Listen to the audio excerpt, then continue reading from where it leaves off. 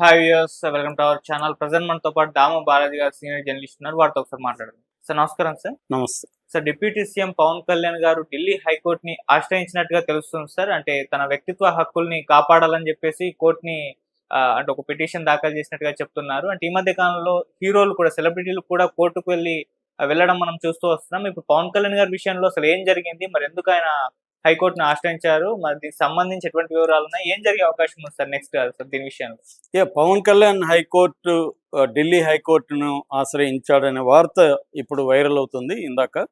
So Pawan Kalyan Delhi హైకోర్టుకి ఏ కారణం మీద వెళ్ళాడు? గతంలో కూడా నాగార్జున అండ్ జూనియర్ ఎన్టీఆర్ కూడా ఢిల్లీ హైకోర్టులో పిటిషన్లు వేశారు.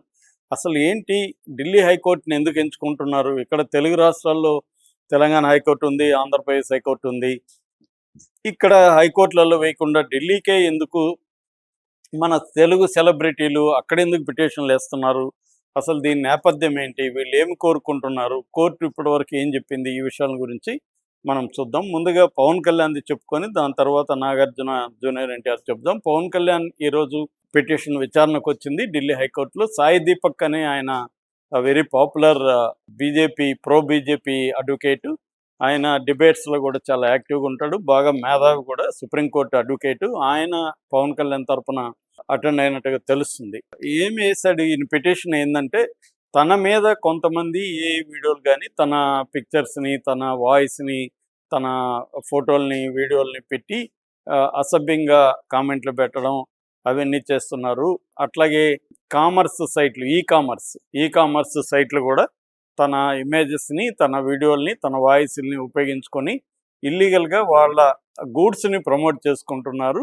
సో దీన్ని ఆపమని చెప్పండి అని చెప్పి ఢిల్లీ హైకోర్టులో సాయి దీపక్ పవన్ కళ్యాణ్ తరఫున పిటిషన్ వేశాడు. కోర్టు 16వ తేదీ దీన్ని విచారణకి మళ్ళీ పిలిపించింది. ఎవరు ఏ ప్లాట్ఫామ్స్ మీద వేశాడు అంటే గూగుల్, మెటా, ఎక్స్, ఇంకొన్ని కమర్షియల్ సైట్లు, వీటి మీద వేశాడు కాబట్టి వాళ్ళందరికీ కూడా నోటీసులు వెళ్ళాయి. సో ఇది లేటెస్ట్గా పవన్ కళ్యాణ్ చేసింది. ఎందుకంటే తన వ్యక్తిగత ప్రతిష్టకు భంగం కలుగుతుందని కాబట్టి అవన్నీ తీసేయాలనేది పవన్ కళ్యాణ్ ప్రధానంగా వెళ్ళింది. ఇటీవలనే జగన్ కాళ్ళకి నమస్కరిస్తున్నట్టు పవన్ కళ్యాణ్, జగన్ ఆశీర్వదిస్తున్నట్టు అలాగే ఒక ఫోటో, వీడియో వైరల్ చేశారు. దాని మీద పవన్ కళ్యాణ్ 2-3 సార్లు హెచ్చరించాడు కూడా. అయితే వాళ్ళు చెప్పేది, వైసీపీ వాళ్ళు ఏంటంటే, జగన్ కూడా అడుక్కున్నట్టు నన్ను అసెంబ్లీకి రాని, ప్రతిపక్ష హోదా ఇవ్వండి, చంద్రబాబుని, లోకేష్ని, పవన్ కళ్యాణ్ని రోడ్డు మీద అడుక్కుంటున్నట్టుగా వీళ్ళు కూడా క్రియేట్ చేశారు. సో మీరు చేస్తారు కదా, మేము చేస్తే తప్పేంటి అనేది వాళ్ళు కూడా ఆర్గ్యుమెంటు. సో ఇది ఇక్కడ తేలదని కోర్టుకి వెళ్ళినాడు అనేది ఇప్పుడు అంటున్నారు. ఇది కొంత విచిత్రం, ఎందుకంటే ఉన్నదే వీళ్ళ ప్రభుత్వం అక్కడ. ఈయన డిప్యూటీ సీఎం, ఈయనే దాన్ని ఆపలేక కోర్టుకు పోయాడంటే ఇంకా అధికారంలో లేని వాళ్ళ పరిస్థితి ఏంటి అనేది ఇక్కడ చర్చనీయాంశం. అయితే అంతకుముందు కూడా నాగార్జున అక్టోబర్లో ఢిల్లీ హైకోర్టులో పిటిషన్ వేశాడు. ఎన్టీఆర్ ఒక 1 వీక్ బ్యాక్ ఎన్టీఆర్ పిటిషన్ వేశాడు. ఇప్పుడు పవన్ కళ్యాణ్ వేశాడు.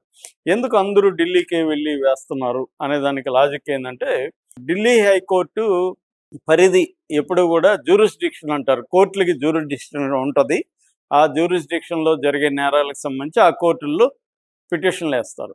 ఇది ఎందుకు వేశారంటే, ఇప్పుడు గూగుల్ కానీ, మెటా కానీ, లేకపోతే ఎక్స్ కానీ, వీటి హెడ్ క్వార్టర్స్ అంతా ఢిల్లీలో కానీ, లేదా ఎన్సీఆర్ అంటారు, నేషనల్ క్యాపిటల్ రీజియన్ అంటారు అక్కడ. సో అక్కడే ఉంది. అంటే ఢిల్లీ హైకోర్టు పరిధిలోనే వీళ్ళ హెడ్ ఆఫీసెస్ ఉన్నాయి కాబట్టి అక్కడ వేయడం అనేది కంపల్సరీ అనమాట. అక్కడ వేస్తేనే నీకు త్వరగా అవుతుంది. ఇక్కడ అనుకో, ఇక్కడ నుంచి వాళ్ళు ఇస్తారు, ఆలస్యం అవుతుంది, మళ్ళీ వేరే చోటుకి వెళ్ళాలి, ఇవన్నీ కాకుండా ఆ హైకోర్టు పరిధిలో ఉన్నాయి కాబట్టి ఢిల్లీ హైకోర్టులోనే పిటిషన్లు వేస్తే కరెక్ట్ అనేది ఒకటి. రెండోది, ఇట్లాంటి కేసుల్ని అంటే ఈ ఇంటలెక్చువల్ ప్రాపర్టీ రైట్స్ సంబంధించి కావచ్చు, లేకపోతే ఐటీ రిలేటెడ్ కేసులు కావచ్చు, ఎక్కువగా ఢిల్లీ హైకోర్టులో ప్రత్యేకమైన విభాగమే పెట్టారు. ఐపీ డివిజన్ అని పెట్టారు. ఇంటలెక్చువల్ ప్రాపర్టీ డివిజన్ కూడా ఢిల్లీ హైకోర్టులో ఉంది. అందువల్ల ఎక్స్పర్టైజ్ కూడా ఆ కోర్టుకి ఆల్రెడీ ఇటువంటి ఇష్యూల మీద ఢిల్లీ హైకోర్టులో ఉంది. అందుకని అక్కడ పెట్టారు. ఇది కోడ్ ఆఫ్ సివిల్ ప్రొసీజర్ 1908 అనే చట్టం ఉంది. ఆ చట్టం కింద వీళ్ళు వెళ్ళినట్టుగా అర్థమవుతుంది. అంటే ఇంతకుముందు కూడా ఢిల్లీ హైకోర్టు ఇలాగ సెలబ్రిటీల విషయంలో కూడా చాలా క్విక్‌గా రియాక్ట్ అయిన చరిత్ర ఉంది. అమితాబ్ బచ్చన్ కావచ్చు, అనిల్ కపూర్ కావచ్చు, జాకీ ష్రాఫ్ కావచ్చు, ఇలాంటి వాళ్ళు కూడా గతంలో ఢిల్లీ హైకోర్టుకి సిమిలర్ కంప్లెయింట్స్‌తో కోర్టులో వెళ్ళారు. వెళ్ళినప్పుడు వాళ్ళకి న్యాయం జరిగింది. వాళ్ళ ఫోటోలు గానీ, వాళ్ళ వీడియోలు గానీ, వాళ్ళకి సంబంధించిన వాయిస్‌లు గానీ, ఇవన్నీ ఈ కామర్స్ సైట్‌లు ఏందంటే పర్మిషన్ తీసుకోకుండా వీళ్ళు వాళ్ళ ప్రొడక్ట్స్‌ని ప్రమోట్ చేస్తున్నట్టు ఏఐ ద్వారా వీడియో క్రియేట్ చేసి ఇవాళ సింపుల్ ఏఐ మన ఫోటో ఇచ్చేసి ఇప్పుడు నాగార్జున ఫోటో మనం అప్లోడ్ చేసి నా ప్రోడక్ట్‌ని నాగార్జున ప్రమోట్ చేస్తున్నట్టు ఒక వీడియో క్రియేట్ చేసి అంటే అది నిమిషాల్లో వీడియో క్రియేట్ చేసి ఇస్తుంది.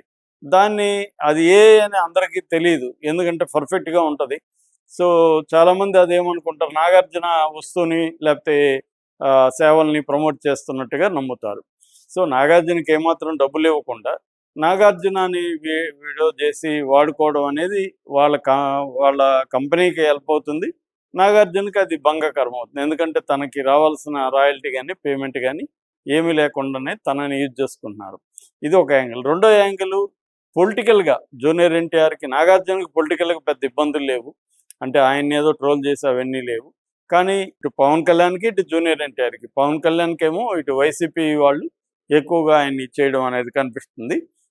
జూనియర్ ఎన్టీఆర్‌కేమో తెలుగుదేశం వాళ్ళు కావచ్చు, జనసేన వాళ్ళు కావచ్చు, జూనియర్ ఎన్టీఆర్‌ని కూడా మిస్‌యూజ్ చేయడం, జూనియర్ ఎన్టీఆర్‌కి యాంటీగా పోస్టులు పెట్టడం, ఈ మధ్యకాలంలో జూనియర్ ఎన్టీఆర్‌కి రకరకాల జబ్బులు వచ్చినట్టుగా ప్రచారం చేయడం ఇవన్నీ జరుగుతుంది.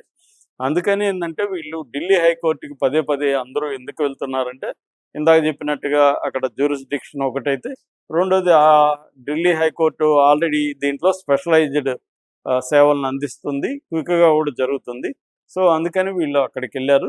ఇప్పుడు ఈ ప్లాట్‌ఫామ్స్‌లో వీళ్ళ వీడియోలన్నీ తీసేస్తారా లేదా అనేది చూడాలి. మామూలుగా అయితే కోర్టు చెప్తే తీసేయాల్సిందే. ఆ మేరకు వీళ్ళు సక్సెస్ అవుతారు.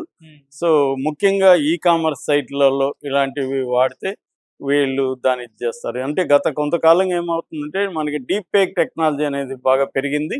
అంటే వీడియోల్ని ఒక మనిషిని పోలినట్టు మనిషిని క్రియేట్ చేసేయొచ్చు. సో, దాని మీద సినిమాలు కూడా వస్తున్నాయి ఇప్పుడు. సో, అట్లాగే ఓల్డ్ సినిమాల్లో కూడా ఆ క్యారెక్టర్ల స్థానంలో ఇప్పుడున్న వాళ్ళని పెట్టేయడం కూడా పాసిబుల్ అవుతుంది. ఇంతకుముందు ఓన్లీ ఫోటోలను మాత్రం మార్ఫింగ్ చేయడం, లేకపోతే ఫోటోషాప్‌లో మార్చడం ఇవన్నీ చేసేవాళ్ళు. ఇవాళ వీడియోలు కూడా రియలిస్టిక్ వీడియోలని ఏఐ ద్వారా క్రియేట్ చేయడం అనేది జరుగుతుంది. సో, దానివల్ల సెలబ్రిటీలు ఖచ్చితంగా ఇబ్బందులే. ఆ మధ్య చిరంజీవి పోర్ను కూడా బయటకు రావడం, చిరంజీవి ఇక్కడ సజ్జనార్ వీళ్ళ దగ్గరికెళ్ళి కంప్లెయింట్ చేసి తర్వాత సైబర్ సెల్‌లో కూడా ఆయన కంప్లెయింట్ చేశాడు. అట్లాగే ఆ మధ్య ఒక భార్య కట్నం ఇయ్యలేదని చెప్పి భర్త భార్యతో రొమాన్స్ చేస్తున్న 9, 10 నిమిషాల వీడియోని అప్లోడ్ చేసేసారు సోషల్ మీడియాకి. దాంతో ఆమె ఆత్మహత్య ప్రయత్నం కూడా చేసింది.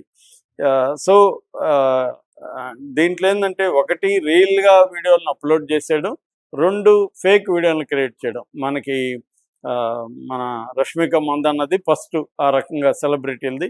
దాని తర్వాత చాలామంది సెలబ్రిటీలవి ఫేక్ వీడియోలు క్రియేట్ చేసేసి వాళ్ళు ఎక్కడెక్కడంటే పెట్టేస్తున్నారు. మామూలుగా మనకు ప్రాబ్లమ్ ఏందంటే ఒకసారి ఆన్‌లైన్‌కి మన ఫోటో గానీ, వీడియో గానీ వెళ్ళిపోతే అది డిలీట్ కాదు. డిజిటల్ ఇంప్రింట్ అంటారు. ఎక్కడో చోట అది వెళ్ళిపోతుంది. వెళ్ళిపోయి అది మనకు తెలీదు. అన్నీ కూడా ఆపలేం. కోర్టు కూడా చాలా ఆపుతుంది గానీ, కోర్టు కూడా అన్నీ ఆపలేదు. ఇప్పుడు పోర్న్ బ్యాన్ అనేది ఇండియాలో ఎప్పటినుంచో ఉంది.